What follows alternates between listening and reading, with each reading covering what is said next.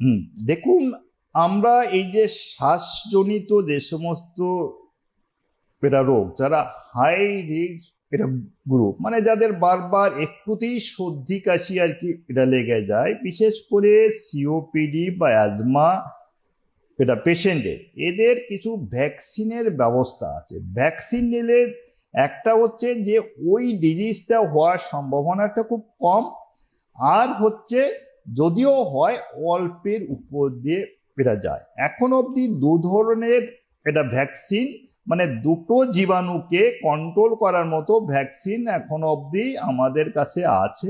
একটা হচ্ছে নিউমোকক্কাল এটা ভ্যাকসিন, আর একটা হচ্ছে ইনফ্লুয়েঞ্জা এটা ভ্যাকসিন।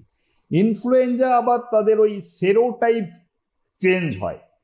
এই বছর এক ধরনের ইনফ্লুয়েঞ্জা দিয়ে রোগ ব্যাধি হলো, নেক্সট ইয়ারের আর এক ধরনের ইনফ্লুয়েঞ্জা দিয়ে রোগ হলো, সেই জন্য সেই ভ্যাকসিনটা সাধারণত প্রত্যেক বছরে একবার করে নিতে হয়।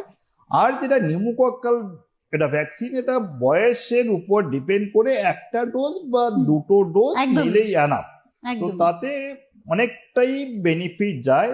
তো এই যে শ্বাসজনিত রোগ ছাড়াও আরো যে সমস্ত কন্ডিশন, ইমিউনো কম্প্রোমাইজ, যাদের বারবার ইনফেকশন হওয়ার সম্ভাবনা, যাদের অর্গান ট্রান্সপ্লান্ট হয়েছে, কিডনি বা এটা লিভার ট্রান্সপ্লান্ট, বা যারা প্রলং স্টেরয়েড খান, তাদের ক্ষেত্রে এই ভ্যাকসিন ইন্ডিকেটেড। ভ্যাকসিন তার মানে রয়েছে, আপনারা সুস্থ হতে পারেন।